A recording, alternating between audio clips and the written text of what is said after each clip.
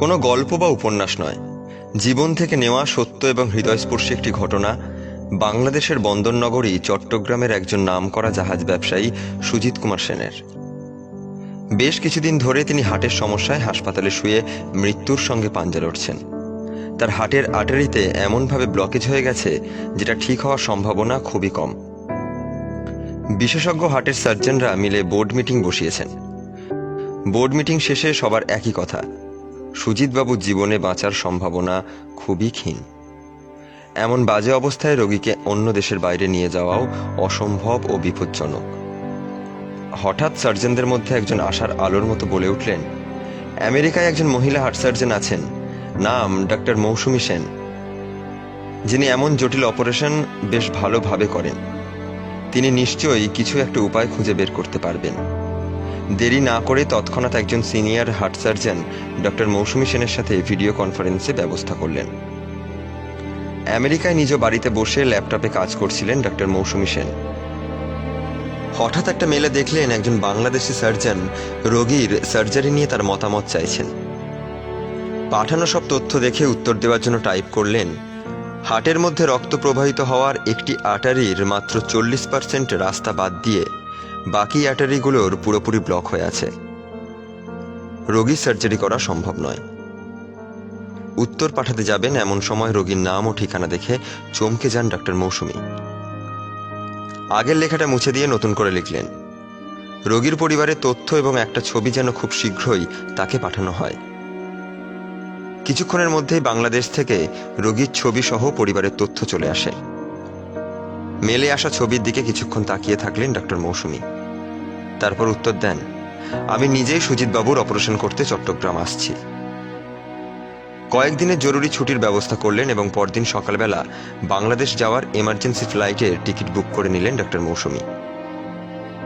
রাতের খাবার খাওয়ার পর ডক্টর মৌসুমী তার মা লীলা দেবীকে বললেন, তুমি যে এত কষ্ট করে আমাকে আজ নামকরা ডাক্তার বানিয়েছ, তার জন্য তোমাকেও তো কিছু একটা উপহার দেওয়ার দরকার আছে আমার। তাই আমি কাল সকালবেলাই বাংলাদেশ যাচ্ছি। ফিরে এসে তোমাকে সবকিছু বলবো। তুমি শুধু আশীর্বাদ করো আমি যেন আমার লক্ষ্যে সফল হই।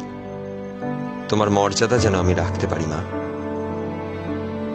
পরদিন সকালে ডক্টর মৌসুমী আমেরিকা থেকে রওনা দিয়ে বাংলাদেশের ঢাকায় পৌঁছন। সেখান থেকে ডোমেস্টিক ফ্লাইটে চট্টগ্রাম পৌঁছাতে রাত 10টা বেজে যায়। রাতেই সেখানকার ডাক্তারদের সাথে বোর্ড মিটিংয়ে বসে সিদ্ধান্ত নিলেন যে তিনি অপারেশন করবেন, যদিও সেক্ষেত্রে বাঁচার সম্ভাবনা খুবই কম। তাও তিনি রাজি হয়ে গেলেন। পরের দিন সকাল 10:07 সুজিত কুমার সেনের হৃৎপিণ্ডের বাইপাস সার্জারি শুরু হলো। টানা 8 ঘন্টা বিরামহীন চেষ্টা করার পর সুজিতবাবুর হৃৎপিণ্ডের ব্লকেজগুলো খুলে গিয়ে রক্ত বয়ে চলেছে। ডক্টর মৌসুমী বলে উঠলেন, অপারেশন সাকসেসফুল। জ্ঞান ফেরার পর সুজিতবাবু মৌসুমী সেনের উদ্দেশ্যে বললেন, আপনি মানুষ নন ডাক্তার ম্যাডাম, আপনি ভগবান। আপনি আমাকে নতুন জীবন দিয়েছেন। আমি তো স্বয়ং যমরাজকে দেখতে পাচ্ছিলাম। সেই বাবা মা কত ভাগ্যবান যারা আপনাকে জন্ম দিয়েছেন। এবার ডক্টর মৌসুমী সেন বললেন, যদি বলি আপনি সেই ভাগ্যবান বাবা? সুজিতবাবু বিস্ময়ে তাকিয়ে জিজ্ঞেস করলেন, মানে? এবার ডক্টর মৌসুমী বলেন, লীলা সেনের কথা মনে আছে আপনার?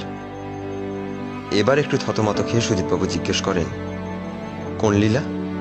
এবার ডক্টর মৌসুমী বলেন, যাকে বিয়ের আগে ভালোবাসার মিথ্যে স্বপ্ন দেখিয়ে শুধু ভোগ করেছিলেন আপনি।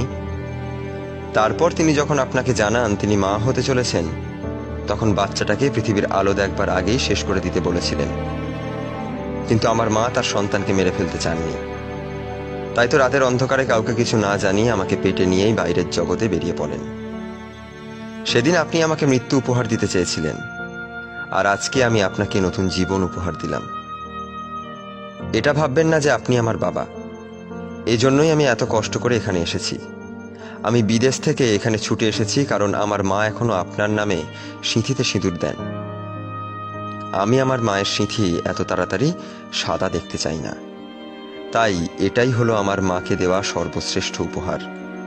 কখনো কখনো ঘৃণার পিঠে ভালোবাসা লুকিয়ে থাকে, আমরা হয়তো সেটা বুঝতে পারি না।